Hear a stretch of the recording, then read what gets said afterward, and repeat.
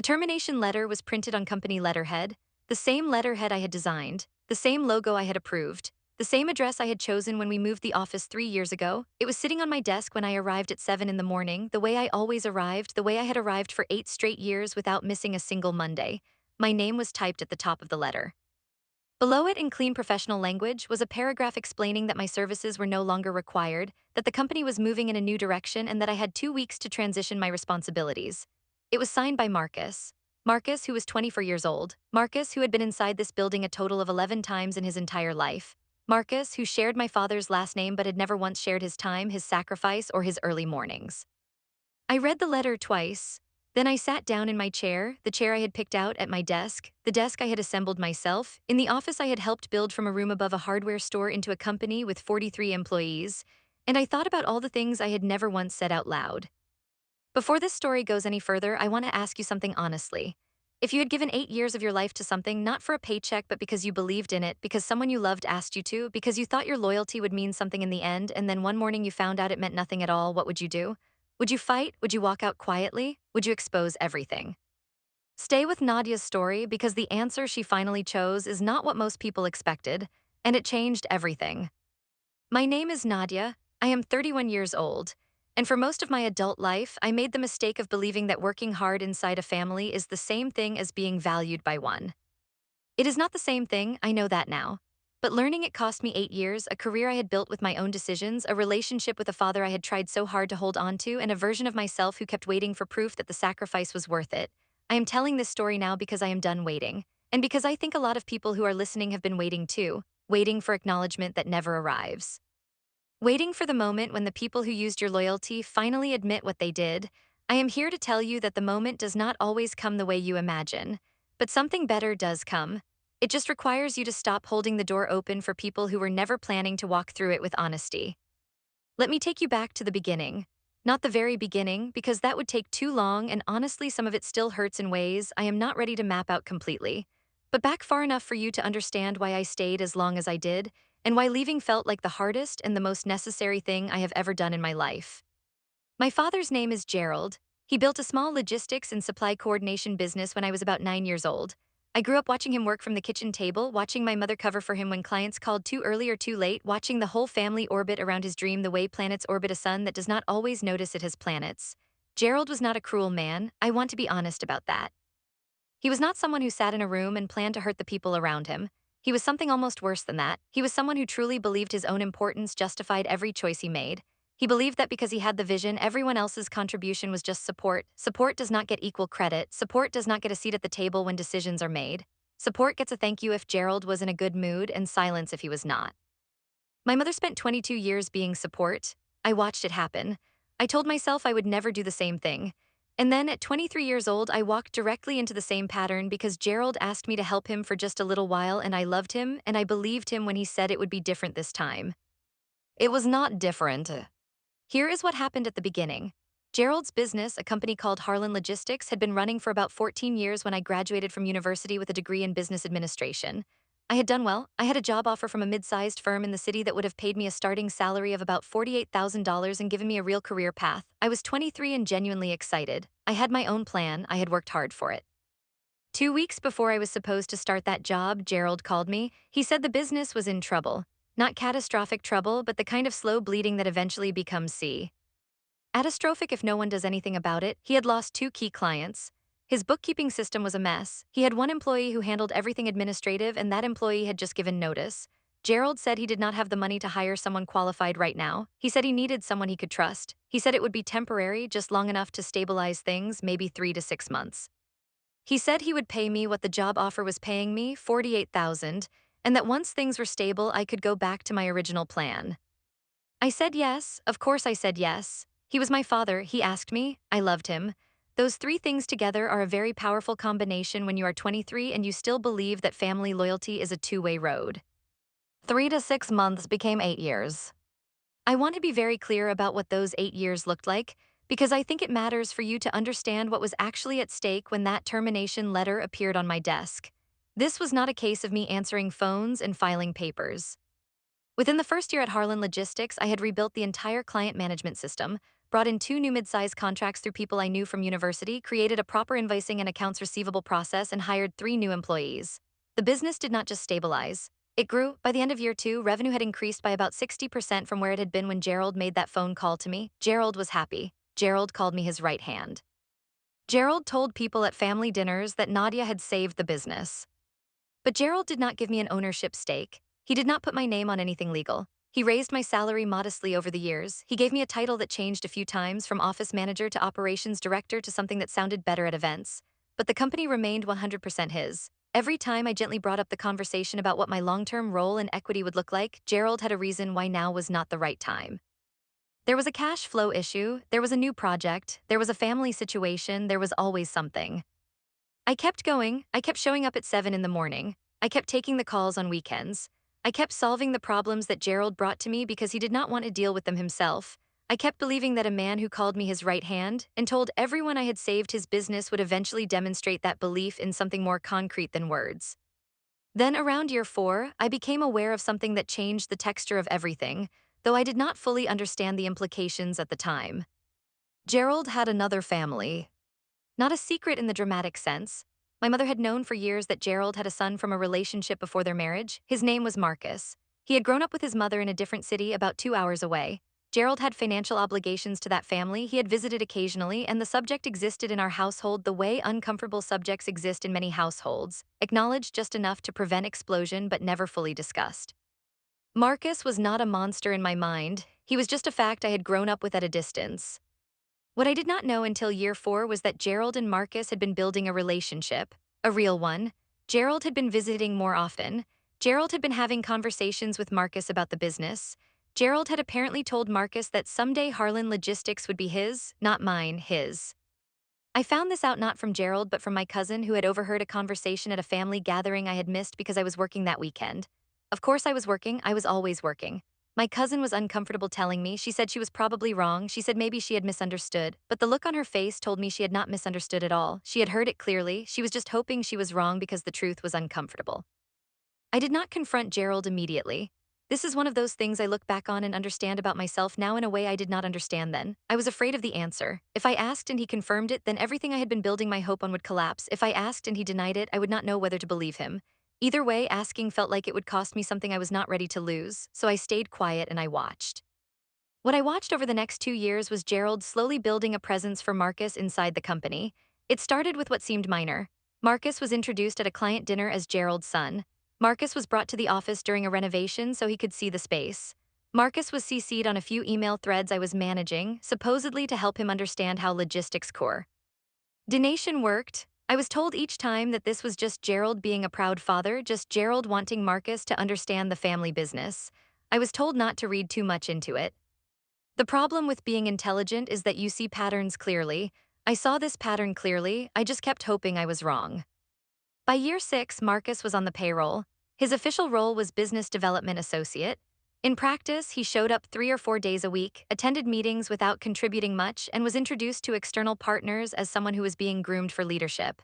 He was 22 years old and had no formal business training. He was pleasant enough in person, not aggressively rude, just someone who carried the comfortable confidence of a person who believes things will simply be given to them because they have always been given to them. He never once asked me how I had rebuilt the client management system. He never once looked at the financial models I had created. He smiled at me in the hallways and treated me the way you treat a long-time employee who is useful but not particularly important. I was not invisible to Marcus. I was simply not a person whose depth he had any interest in exploring. I was the woman who ran things. Running things was my job. His job was to eventually be in charge of the woman who ran things. I think he was aware of that dynamic on some level. I do not think he was a villain about it. He just accepted it the way entitled people accept everything, as the natural order of things. In year 7, Gerald sat me down for what he described as a big conversation. I remember being almost relieved. I thought this was the moment. I thought 8 years of demonstrable contribution was finally going to be acknowledged in a real and legal and permanent way. I had a figure in my head. I thought Gerald was going to offer me a 15 or 20% equity stake in the business I had helped grow from a struggling small operation into something generating well over $2 million in annual revenue. I sat across from him in his office, the office I had helped design and furnish, and I waited. Gerald told me that he had been thinking a lot about the future of Harlan Logistics. He said Marcus was really coming into his own. He said he thought it was time to formalize the leadership path and make sure the succession plan was clear. He said he wanted to give Marcus the title of Chief Executive Officer, effective within the next 6 months. He said this was not going to change my role, that I would still be operations director, that I was still critical, that Marcus was going to need my support to succeed, and Gerald was counting on me to provide it. He smiled at me when he was done, like he had given me good news, like telling me that the person I had been quietly watching replace me for 2 years was now going to officially be my boss was a gift I should be grateful for. I sat there for a moment. I kept my face still. I have always been able to keep my face still when I am in shock. I asked a few calm questions. I asked what the transition timeline looked like. I asked what changes were being made to reporting structure. I asked whether there would be any adjustments to compensation. Gerald said we would work through the details. He said I had always been a team player and he knew I would make this transition as smooth as possible. He thanked me for my dedication. I said okay. I walked back to my office. I closed the door. I sat at my desk for about 10 minutes without moving. Then I opened my laptop and I started quietly, carefully documenting everything I had contributed to Harlan Logistics in the past 7 years. Not because I had a plan yet, but because something inside me had shifted and I needed to know exactly what I was holding before I decided what to do with it. This was the beginning of Nadia paying attention in a completely different way. For the next 8 months, I watched the formal transition happen. Marcus received the CEO title. There was an announcement to staff. There was a client communication that Gerald drafted, which I edited because it had errors. There was a small gathering where Gerald made a speech about legacy and family and the future. I stood at the back of that room and I smiled and I clapped because I did not yet have a clear enough picture to do anything other than gather more information. What I gathered over those 8 months was significant. First, I learned that Gerald had been telling Marcus for at least 3 years that the company would be his outright upon Gerald's retirement. Not partially, completely. This came from a conversation Marcus had with our head of sales, a man named Darnell who had been with the company for 5 years and who had a genuinely decent conscience. Darnell was uncomfortable with what he heard and he came to me privately one evening after work. He said Marcus had mentioned casually that Nadia was great, but that she would probably want to move on eventually, and when she did, the company would be fully family held again. Marcus said it the way you say a thing that is already decided. Darnell told me because he thought I deserved to know. I thanked him, I wrote it down, I kept the note. Second, I discovered that Gerald had applied for a business loan 18 months earlier using projected revenue figures that were significantly inflated. The projections were built on the client accounts I had brought in and the operational efficiencies I had created. But the application had been submitted without my knowledge, under Gerald's sole proprietorship documentation, and the loan had been approved. $240,000. I had not seen that money applied to any operational need I was aware of. I started looking at the accounts more carefully. Third, I found out that Gerald had been in conversation with a regional logistics competitor about a potential acquisition of Harlan Logistics. Early stage conversations, but real ones. And the discussions were happening with Marcus as the named future owner, which meant the acquisition valuation and any purchase price would go to Gerald and Marcus, despite the fact that the company's value had been built substantially on my 8 years of operational leadership. My name was nowhere in those conversations. When I understood all three of these things together, the picture became very clear. I had been used, not with dramatic malice, but with the casual and comfortable certainty of people who never once considered that the person making everything work might have interests worth protecting. Gerald did not hate me, he just did not think about me. I was operational infrastructure. Infrastructure does not get a share of the sale. I did not panic. I want to tell you that honestly because I think a lot of people in painful situations assume they need to react fast, make noise, confront dramatically. I did not do any of that. I went home that night and I made myself a meal and I sat at my kitchen table with a notebook and I wrote down every question I needed answered before I made any move at all. Because Nadia scared is dangerous. But Nadia organized and patient is something else entirely. The questions I needed answered were these. What was my legal standing regarding the contributions I had made? Were there any agreements, verbal or otherwise, that could support a claim for compensation or equity? Had Gerald made any representations to me about my future in the company that could be documented? What was the actual financial state of the company and where had that loan money gone? And what would happen to the company's current client relationships and operational stability if I were to exit? That last question was important, not as a threat but as a fact, because I needed to understand the real leverage, not the emotional leverage of being Gerald's daughter, which had clearly not protected me at all, the operational leverage of being the person who actually understood how everything worked.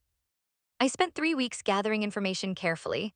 I printed documents I had access to legitimately as operations director. I gathered emails where Gerald had described my contributions and my critical role in writing. I wrote down the verbal conversations I remembered clearly with dates and contexts. I spoke to a lawyer, not to sue anyone yet, but simply to understand what my options looked like from a legal standpoint. What the lawyer told me was useful and grounding. She told me that verbal promises about equity without a written agreement are very difficult to enforce. She told me that the work I had performed had been paid through salary, which typically means there is no automatic equity claim simply from contribution. She told me, however, that there were certain scenarios where misrepresentation, unjust enrichment, or specific documented promises might create actionable claims. She also told me to look carefully at the loan application, because if the projections used were based substantially on work I had performed, and if there was any documentation connecting my role to those projections, that created an interesting factual record worth preserving. I was not going to become a person who ran to court over everything. That was never my style, but I needed to know the map before I decided how to walk. Then, while I was still in this careful documentation phase, something happened that I had not anticipated. I arrived at the office on a Tuesday morning and found the termination letter. I have already described that moment to you, the company letterhead, my name at the top, signed by Marcus. I want to tell you what the letter actually said beyond the formal language because the specifics matter. The letter stated that following a review of operational structure, the CEO had determined that the operations director position was being restructured. It stated that my specific skill set, while appreciated, was no longer aligned with the company's new strategic direction. It thanked me for my contributions. It offered 2 weeks of severance pay, which came out to approximately $3,700 for 8 years of work, and it requested that I provide a full transition document within 5 business days.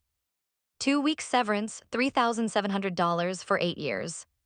I read the letter twice. I placed it face down on my desk. I opened my laptop. I made a list of every client currently active in our system, their contact information, their contract details, their renewal dates, and their primary points of contact within Harlan Logistics. Most of those primary points of contact were me. The clients called me. The clients emailed me. The clients had trusted me, some of them for 5 or 6 years, because I was the consistent and reliable presence in their relationship with this company. Then I opened my email and I wrote a calm, professional response to Marcus acknowledging receipt of the termination letter and requesting a formal exit meeting with both Marcus and Gerald present within the next 48 hours. I kept the email factual and brief. I did not use emotional language. I said I had some questions about the transition structure and wanted to ensure a professional and complete handover process. Then I called Darnell. I told him what had happened. He was quiet for a long moment. Then he said, "Nadia, I saw this coming. I am sorry. What are you going to do?" I told him I was going to do exactly what I should have done 2 years ago. I was going to stop running a company that was never going to give me credit for running it. Then I called my lawyer. The exit meeting happened the next morning. I arrived 5 minutes early. Gerald was already in the room when I got there. He looked uncomfortable. He looked like a man who had told someone else to handle something and was now being forced to sit in the room while it was handled. Marcus was at the head of the table in Gerald's chair, which I noticed. Marcus was in a new suit. He had a folder open in front of him. I sat down across from them both. I placed my own folder on the table. Inside my folder was a printed copy of every documented contribution, contract, and communication I had gathered over the past 3 weeks. I did not open it immediately. I just placed it there where they could see it. Marcus began speaking. He said the decision had been made after careful consideration. He said the company needed a fresh operational approach. He said my compensation and transition support were outlined in the termination letter. He said he appreciated everything I had contributed. I let him finish, then I looked at Gerald. I said, "Dad, I want to hear it from you." Gerald looked at the table. He said the decision had been made. He said Marcus was CEO now and it was Marcus's call. He said he hoped I would understand. I let the silence sit for a moment, and then I said this. I said, "I am going to walk through a few things and I need both of you to listen completely before either of you responds. This is not a performance. This is not me being emotional. This is me being accurate." I opened the folder. I walked through it clearly. I showed them the documented revenue growth timeline with the client acquisition dates next to my employment record, showing specifically which clients I had brought in, which contracts I had renewed, and which operational changes I had implemented that reduced costs and increased margins. I showed them the email record, including multiple emails from Gerald himself to clients and partners where he directly described my role as essential to the company's success. I showed them a printed copy of the loan application, which I had obtained through legitimate internal access, and I noted that the growth projections in that application corresponded precisely to the performance metrics from years that my operational work had produced. I placed a simple document on the table that I had prepared with my lawyer's guidance. The document was not a lawsuit. It was a formal letter noting my intent to seek compensation consistent with my documented contribution to the company's growth, specifically in the areas of client acquisition value, operational efficiency value, and the increase in company valuation that had occurred during my tenure. Marcus's expression changed, Gerald's expression changed. Marcus said this was not appropriate, that I had been a salaried employee, that contribution as an employee does not create equity claims. I said I understood that perspective. I said my attorney had a different analysis and that I was prepared to have that conversation formally if necessary. I said that was not actually my primary goal today. My primary goal today was to make sure we were all in the same room with the same information before anyone made any further decisions. Then I sigh.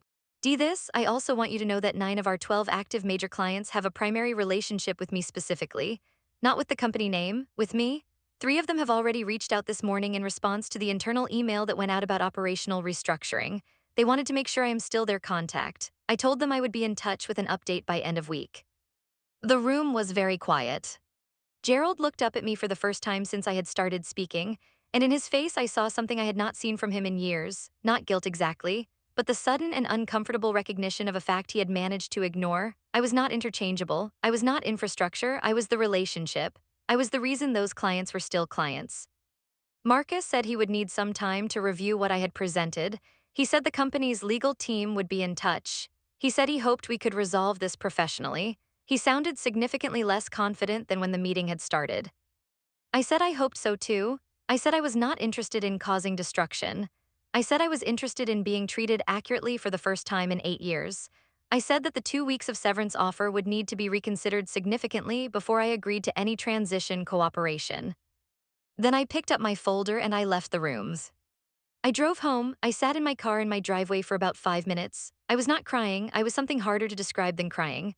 I was the specific feeling of a person who has finally stopped pretending that a painful thing is not painful and has chosen to face it with their eyes open instead of their heart in the way. It felt terrifying and it felt clean at the same time. What happened over the following 2 weeks was something I had not fully predicted, though looking back I should have anticipated more of it. The first thing that happened was Gerald called me, not to apologize, not to reverse the decision. Gerald called me to manage the situation. He used the same tone he had always used when he needed me to make something complicated become easy. He said he understood I was upset. He said he wished things had happened differently. He said Marcus was young and had made a poor decision with the termination letter and that the timing was not ideal. He said what he really needed was for me to agree to the transition document so that client relationships would be preserved. He said we could talk about a better severance package once the transition was complete.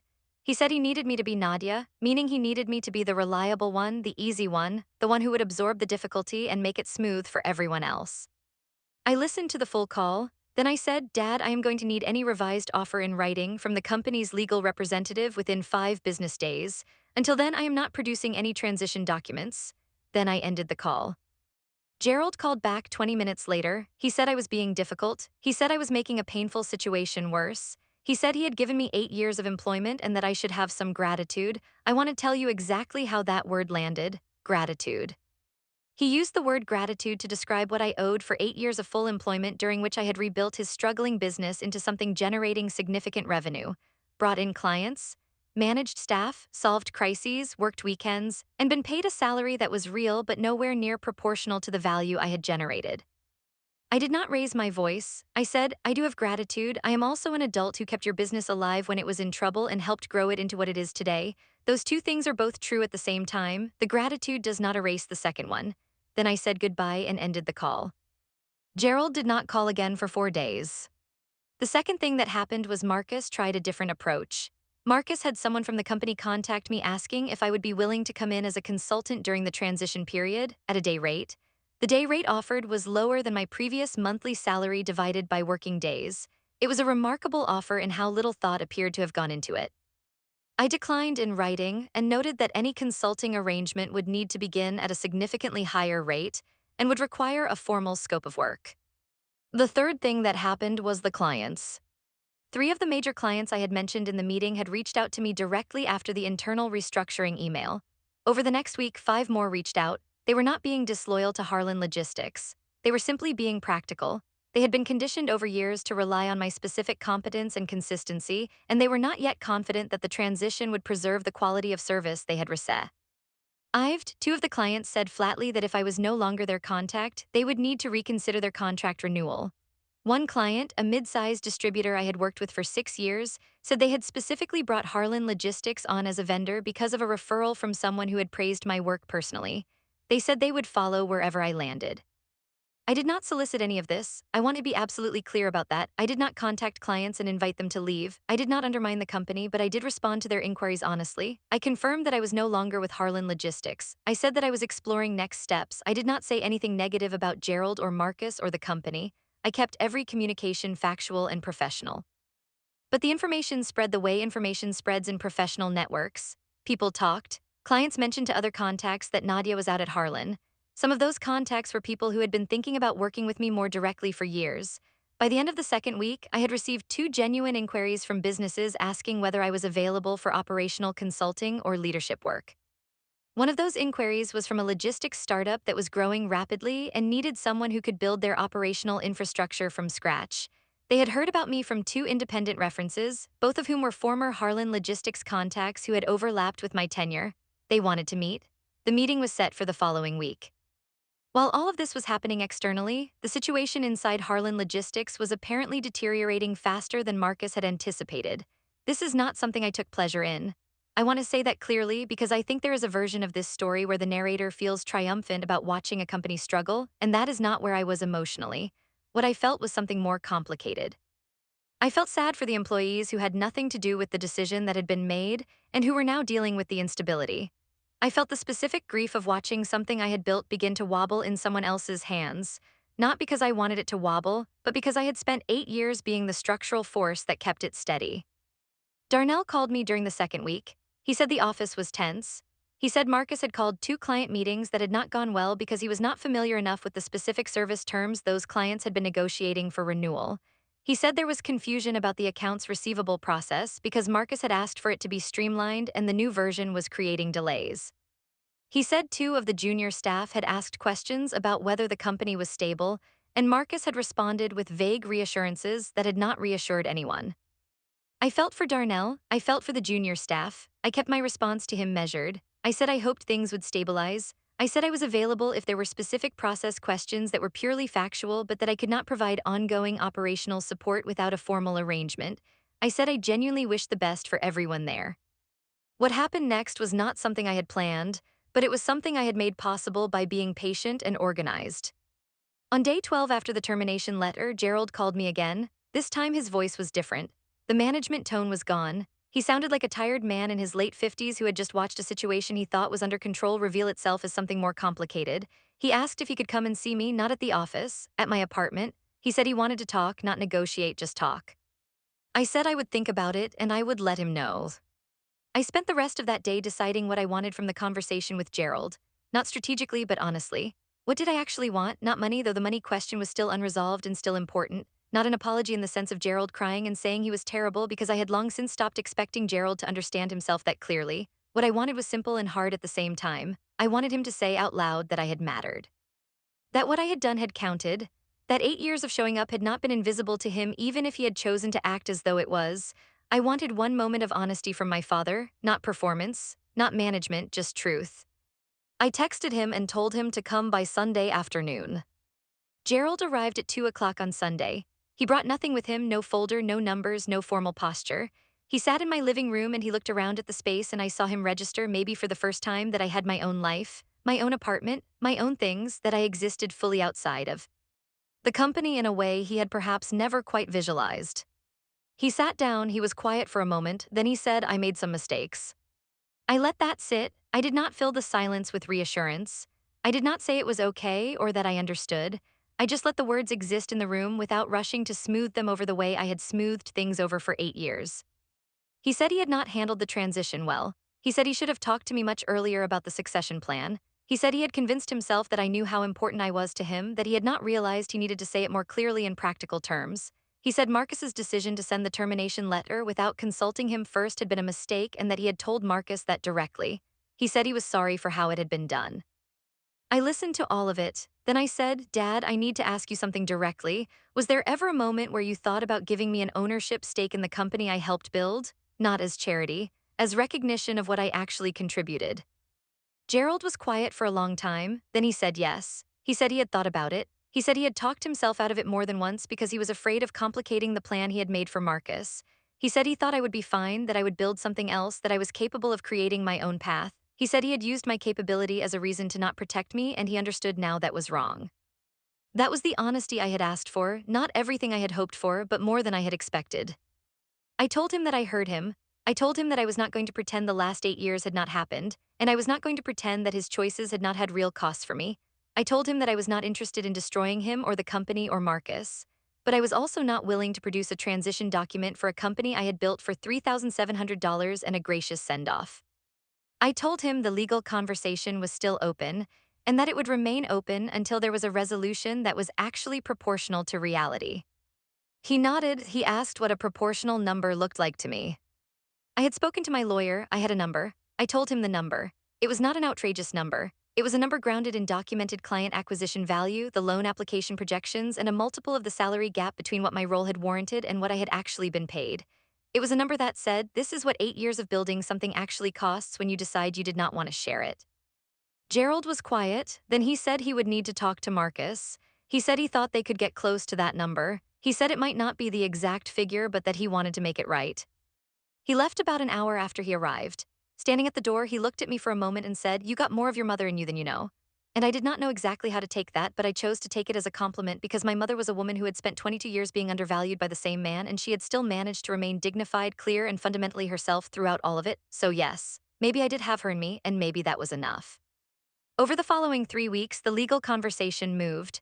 My lawyer and Gerald's representative exchanged several communications. There were counters and responses. In the end, we reached a settlement figure that was not everything I had originally proposed but was meaningful. It was documented in a formal agreement. It was signed. It included both a financial acknowledgment and a written reference letter that accurately described my role and contributions at Harlan Logistics, a detail my lawyer had insisted on and that I came to appreciate enormously because it meant my history could not be quietly erased. Marcus did not participate directly in those conversations. I am not sure what happened between Gerald and Marcus during that period. I know from Darnell, who kept me loosely updated, that things were difficult inside the office. I know that 2 of the major clients did choose not to renew their contracts. I know that one of the junior staff members left voluntarily. I know that the acquisition conversation with the regional competitor apparently stalled, though I do not know exactly why. I did not cause any of those things directly, but I also know that I had been the structural reason those things had not happened before, and when the structure left, the building showed every crack that had been hidden behind it. 6 weeks after the morning I found the termination letter on my desk, I had my first meeting with the logistics startup that had inquired about my availability. Their name was Crestfield Operations. They were 3 years old, growing fast, and needed someone who could build scalable operational infrastructure. The meeting lasted 2.5 hours. By the end of it, they had offered me a formal role as their chief operations officer with a compensation package that included a salary higher than anything Gerald had ever paid me and an equity stake of 7% that would vest over 4 years. 7% equity, a salary above my market value, a leadership title that was actually real and not just a label placed on the same unrewarded work. I asked for the offer in writing. They sent it the next morning. I accepted. I went home that evening and I sat at my kitchen table the same way I had sat at it the night everything became clear, with a notebook and some quiet. But this time I was not writing questions. I was writing things I was grateful for, and the list was longer than I expected. I was grateful for Darnell, who had the conscience to tell me the truth when he did not have to. I was grateful for my lawyer, who had been patient and clear and had helped me understand what was real and what was noise. I was grateful for the clients who had valued what I actually brought, not just the company name on the email signature. I was grateful for my cousin, who had been uncomfortable enough to tell me what she overheard even though it was hard. I was grateful for my mother, whose example of dignified endurance I had grown up watching without always understanding the cost she had paid and the strength it had required. And I was grateful in a complicated way for the termination letter, because the termination letter had ended 8 years of waiting for permission to belong to something, and it had freed me to go build something I could actually own. I want to talk about Marcus for a moment because I think it is important to be honest about him rather than simply making him a villain in a clean story. Marcus was not a terrible person. He was a person who had been handed something before he had earned it and who had not been given the tools or the honesty to understand the full weight of what he was being handed. He had been told he was the heir. He had not been told what the heir was inheriting or what it had cost or who had built the thing he was supposed to lead. That is a failure of parenting more than it is a failure of character. I do not say this to excuse what happened to me. I say it because I think clarity is better than cartoon villains, and I think Marcus's situation is actually a kind of cautionary story of its own, about what it costs a person to be given success without the formation that makes success meaningful. Whether Marcus eventually built those things, the work ethic, the humility, the real competence, I do not know. I hope he did. Not for Gerald's sake, for his own. Gerald and I have had a few conversations in the months since everything's settled. They are different from the conversations we had before. There is less pretense in them. Gerald knows that I know exactly what happened and exactly what he chose, and he can no longer manage me with the comfortable assumption that I will absorb difficulty for the sake of family peace. I have not cut him off. He is my father. That fact is not erased by what he did. But the relationship is honest now in a way it was not before. And honesty, even when it is uncomfortable, is a better foundation than comfortable pretending. My mother, when I told her the full story, was quiet for a long moment. Then she said, "I always thought you were stronger than you knew. I just wish it had not taken this to show you." I held that for a while. I think about it still. I want to tell you something about the office I have at Crestfield Operations, the place where I work now. It is smaller than the office I had at Harlan Logistics. The company is newer, less established, and some days are harder than they were in the place where I knew every process and every problem. But when I sit down at my desk every morning, I am sitting at a table where the work I do belongs to me in a real way, where my name is on the operating agreements, where my decisions actually shape the direction of something I have a genuine stake in, where the people around me brought me in because they wanted my specific capacity and they built a structure that recognizes it, where I am not waiting for acknowledgement that may never come, where I am already acknowledged. That difference between doing the same quality of work in a place that sees you and doing it in a place that uses you is not something I could have described clearly 8 years ago. I can describe it clearly now. It feels like breathing with your full lungs instead of the careful, shallow breathing you do when you are always slightly afraid of taking up too much space. I breathe fully now. The last thing I want to tell you happened about 2 months after I started at Crestfield. I received an email from an address I did not recognize immediately. When I opened it, it was from Ma. Arcus, not a company communication, a personal email. It was about 4 sentences long. It said that he had been thinking about how things had gone at Harlan. It said he wanted to tell me that he had not understood the full picture when he had made the call about the termination letter. It said he thought the way it had been handled was wrong. It said he was sorry for his part in it. 4 sentences, no request for anything, no ask for a response. Just 4 sentences of a 24-year-old beginning to understand something real. I read it twice. I thought about whether to respond. Then I wrote back 3 sentences. I said I appreciated him saying it. I said I wished him well. I said the best thing he could do going forward was earn what he was being given, one real decision at a time. I do not know if he took that to heart. I hope he did. But what I know for certain is that writing those 3 sentences was the last time I looked backward at Harlan Logistics as something I was still carrying. After I sent that response, I closed the email. I put my phone face down on my desk, and I went back to work, my work, in my company, building something that was finally mine. There is a specific kind of freedom that comes when you stop trying to be valued by the people who have already decided how to value you. It does not arrive loudly. It does not arrive with celebration. It arrives quietly in an ordinary moment when you realize you have spent 3 consecutive hours thinking only about what you are building, not at all about what you lost. That morning I had that realization. I was reviewing operational expansion plans for our third service region. It was a Wednesday. I had a coffee on my desk. The sun was coming through the office window at an angle that made the whole room look warmer than it probably was. And I thought, this is what it feels like to have arrived somewhere that was actually meant for you. Not handed to you, not borrowed from someone else's vision, not contingent on someone's continued approval, just yours, earned, documented, real. I thought about the version of me at 23 who had gotten the phone call from Gerald and said yes. I do not resent her. She was doing the most loving thing she knew how to do. She was just doing it for someone who had not yet earned that level of love from her. We all do that. We all give our loyalty to people before they have shown us clearly whether they intend to protect it. The lesson is not to become someone who never gives loyalty. The lesson is to notice earlier when the loyalty is being used rather than honored, and to understand that removing your loyalty from someone who was using it is not the same thing as abandonment. It is clarity. And clarity, even when it hurts, is always better than the slow damage of continuing to pretend.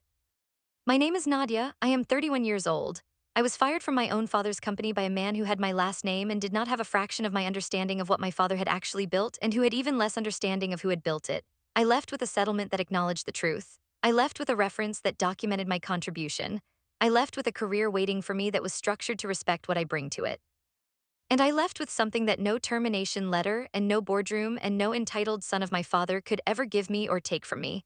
I left with the unshakable knowledge of exactly who I am and exactly what I am worth. That knowledge is mine, It has always been mine. It just took 8 years and one letter on company letterhead for me to decide to stop giving other people permission to disagree with it. If any part of Nadia's story made you pause, I want to ask you something before you go. Have you ever stayed somewhere too long because you were afraid that leaving would mean admitting you had been wrong to stay? Have you ever kept building something for someone else's dream while quietly setting yours aside, telling yourself it was temporary, telling yourself it would count someday, telling yourself that loyalty would be returned in equal measure? Most of us have. Nadia's story is not just about a company or a family or a termination letter. It is about the moment a person finally decides that their worth does not require anyone else's signature. If that resonates with you, leave a comment below and tell me where you are in that journey, still staying, just leaving, or already breathing with your full lungs on the other side. Nadia reads every single one.